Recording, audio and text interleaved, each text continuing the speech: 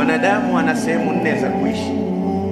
Kwanza, kuna maisha ya kwanza ya miezi 9 ndani ya tumbo, umri wake anaishi miezi 9. Lakini maisha ya pili ni juu ya ardhi, umri wake waweza kwenda 60, 70, fika 100, haiongezeki. Hakuna kwa wakati wetu huu ataweza kuishi miaka 300, 400. Kwa hivyo umri wa juu ya ardhi ni mkubwa kuliko ule umri wa ndani ya tumbo. Lakini kuna sehemu ya tatu, stage ya tatu ya mwanadamu kuishi ni hayati barzakhi, yale maisha ya ndani ya kaburi. Hujui utaishi miaka mingapi. Tuangalie masahaba mpaka leo wana miaka 1444 na hatujui kiama kitakuja lini. Kwa hivyo ni umri ambao usiojulikana, lakini kuna siku itafika mwisho watatolewa kwenye makaburi. Yauma yakhrujuna min al-ajdathi suraa, kuna siku watatoka mbio ndani ya makaburi. Kwa hivyo utakuta umri wa ndani ya ardhi umekuwa mrefu kuliko umri wa juu ya ardhi, na umri wa juu ya ardhi umekuwa mrefu kuliko umri wa ndani ya tumbo la mama.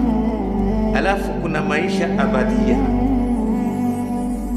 Maisha abadia, maisha ya kudumu, ni yale baada ya siku ya Kiyama ukishafufuliwa, la mauta fiha, hakuna kufa tena. Ni maisha imma khalidan fil janna au khalidan fil nar.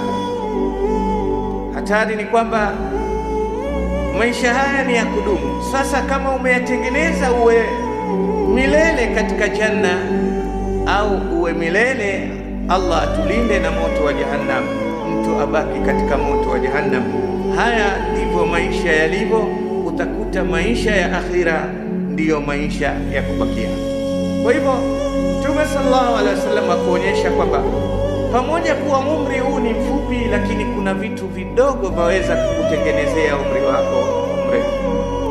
Mfano mwingine wa maneno ya Mtume sallallahu alaihi wasallam, hata maneno tumekwambia, kuna maneno unaweza kuyazungumza machache, kama anavyosema kuna maneno mawili tu mepesi kuyasema, mazito katika mizani yake, tena yanamfurahisha sana na kumpendeza Mola.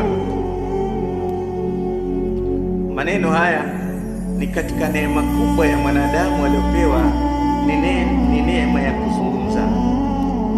Allah tabarak wa taala katika Qur'ani ameeleza neema 3 kubwa. Katika Surat Ar-Rahman asema Allah tabarak wa taala, a'udhu billahi minash shaitanir rajim, bismillahir rahmanir rahim, ar-Rahman 'allama al-Qur'an, khalaqa al-insan, 'allamahu al-bayan. Allah tabarak wa taala asema kuonyesha kwamba Allah ni mwingi wa rehma, ana rehema nyingi, anamhurumia sana mwanadamu. Amempa neema 3. Neema ya kwanza kubwa ni ile neema ya kufundishwa Qur'an. Hakuna neema kubwa kama mtu kujua Qur'an, kuisoma Qur'an. Jitahidi, kama labda hujabahatika kuweza kuisoma Qur'an, jilazimishe, jifunze Qur'an, kwa sababu hakuna neema zaidi ya Qur'an. Qur'an ukisoma harufu moja ina thawabu 10. Sasa hisabu tu wewe mwenyewe, hebu kaa siku moja uhisabu ile suratul Fatiha ina thawabu ngapi? Kila herufu ni thawabu 10. Ina maana kila siku ukasoma peji moja tu, safha wahida min almushaf, peji moja tu, unabeba malaki ya thawabu.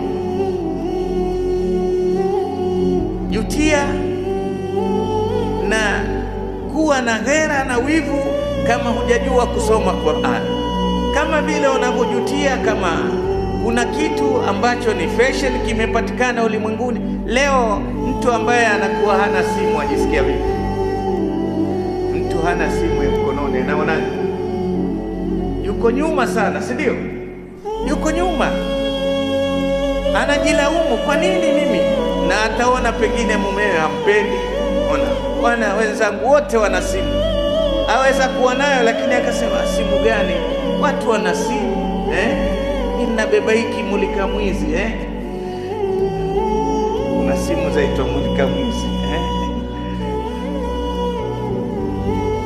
Asikia haya hata kuzungumza nao mbele ya watu, na lengo la simu mawasiliano, lakini anaona yeye bado yuko nyuma. Kwa nini awe na simu hiyo?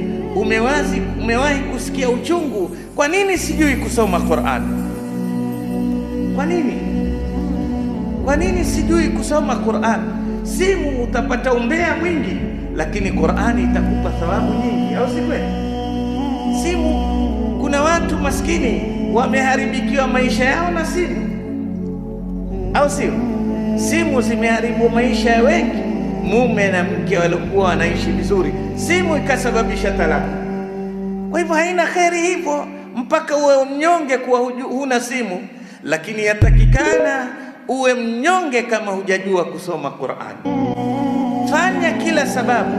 Ni mke umeolewa, lazimisha hata mumeo, mwambie niko tayari nipunguze hili na hili, niekee mwalimu wa kunisomesha Qur'an, kwa sababu mwenye kuisoma Qur'an vizuri, basi huyo hana matatizo.